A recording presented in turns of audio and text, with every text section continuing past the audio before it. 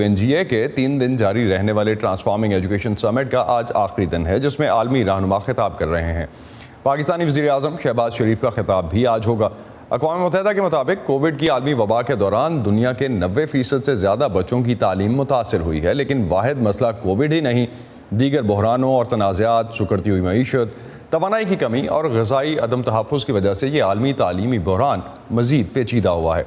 इस समिट में पाकिस्तान से मुअज़्ज़म शाह बुखारी ने भी शिरकत की। वॉइस ऑफ अमेरिका की उनसे पाकिस्तान में तालीमी निज़ाम के मसाइल के हवाले से बात हुई।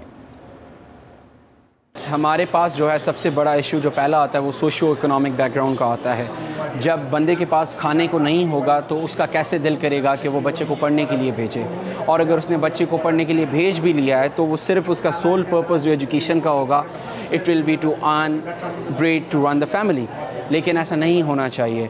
ऑन ग्राउंड जो है हमारे पास पाकिस्तान में काफ़ी सारी ऐसी चीज़ें हैं in terms of policies, in terms of practical steps, जहाँ पे हम इंक्लूसिव पॉलिसीज़ को अडॉप्ट नहीं कर रहे।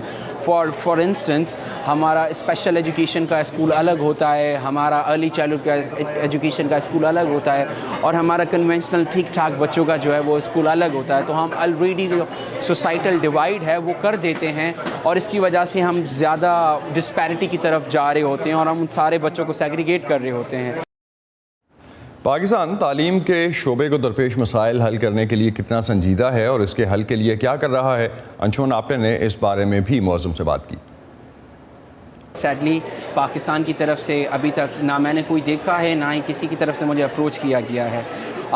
कोई बात नहीं है, अप्रोच डजंट मैटर, लेकिन support is something that matters the most.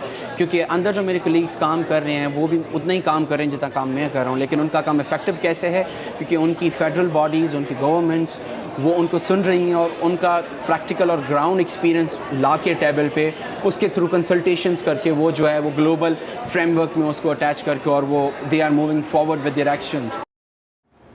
Voice of America के अंशुमन आपटे इस वक्त हमारे साथ हैं। न्यूयॉर्क में होने वाला ये तालीमी समिट कवर भी कर रहे हैं, उनसे इस बारे में मज़ीद बात करते हैं। अंशुमन, मुअज़्ज़म से जो आपकी बात हुई वो तो हमने देखी, इस समिट में दुनिया में तालीमी निज़ाम को दरपेश मसाइल पर मज़ीद क्या बात हुई, क्या हाईलाइट्स हैं अब तक की इस समिट में होने वाली कार्रवाई के? असद, आज जो ट्रांसफॉर्मिंग एजुकेशन समिट है उसका आज तीसरा दिन और आखिरी दिन है। आज के दिन वर्ल्ड लीडर्स जो हैं, जो पूरे दुनिया भर के मुल्कों से आए हुए लीडर्स हैं, वो अपनी जो एजुकेशन सेक्टर को बेहतर बनाने के लिए कमिटमेंट है, जो कोई नए इन्वेस्टमेंट्स अगर वो करना चाहते हैं तो इसका इजहार आज होगा। ये दिन समिट, जैसे आपको पता है कि 3 दिन चली, जो पहला दिन है उसे यूथ मोबिलाइजेशन डे कहा गया था, और दूसरे दिन NGO सेक्टर के रिप्रेजेंटेटिव्स, यूथ रिप्रेजेंटेटिव्स, बाकी मुल्कों के रिप्रेजेंटेटिव्स और UN रिप्रेजेंटेटिव्स, इनके भी कोई सेशंस हुए जिनके दरमियान बातचीत हुई कि किस तरह से एजुकेशन सेक्टर को बेहतर बनाया जा सकता है। ये जो समिट है उसके पहले दिन एक डिक्लेरेशन भी UN सेक्रेटरी जनरल को दी गई, जिसके अंदर यूथ लीडर्स के ये जो सजेशंस हैं या रिकमेंडेशंस हैं उनको शामिल किया गया था।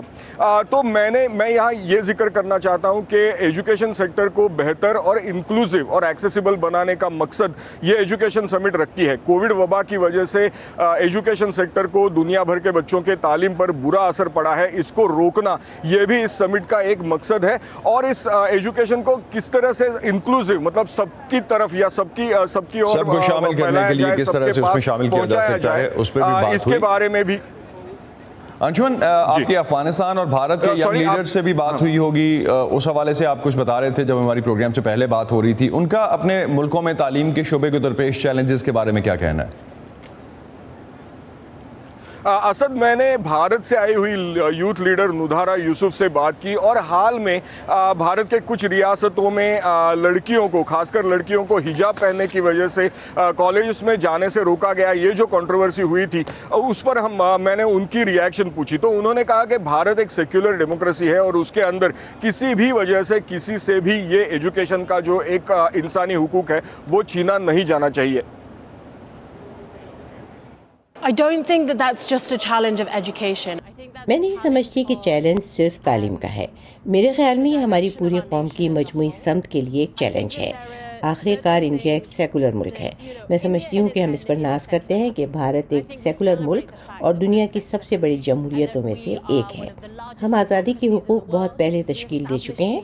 तालीम एक हक़ है और मैं नहीं समझती कि किसी भी चीज़ को लोगों को इस बुनियादी इंसानी हक़ के हुसूल से रोकना चाहिए। Should stop someone from acquiring that fundamental human right. Afghanistan से आई हुई यूथ लीडर आयशा खुर्रम से हमने पूछा कि अफगानिस्तान में लड़कियों की एजुकेशन पर जो हेवी रिस्ट्रिक्शंस हैं उनके बारे में उनकी क्या राय है। तो उन्होंने कहा कि इस समिट के दौरान अनफॉर्चुनेटली उन्होंने ज़्यादा बात अफगानिस्तान पर नहीं देखी, लेकिन उन्होंने हमें ये बताया कि वो खुद अपने बलबूते पे इस एरिया में क्या कदम उठा रही हैं। मुझे अभी तक कोई फैसला कुन इक़दाम नज़र नहीं आया और ना ही मैंने आज के पैनल में इस मसले के बारे में कुछ ज़्यादा सुना है जिसका जिक्र होना चाहिए था। मैं अपनी इनफरादी हैसियत में ऑनलाइन तालीम के ज़रिए अफ़गानिस्तान में लड़कियों के लिए तालीम को काबिल रसाई बना रही हूँ। अक़वाम मुत्तहिदा उसमें लॉजिस्टिक और तकनीकी मदद देने और जो सबक उसने कोविड-19 की वबा से सीखा है उसे फराहम करके बहुत बड़ा किरदार अदा कर सकता है। बहुत शुक्रिया अंशुमन, आपने आप ये एजुकेशन कवर कर रहे थे, एजुकेशन समिट, और उस हवाले से आपकी जिन जिन से बात हुई आपने वो भी हम तक पहुंचाई।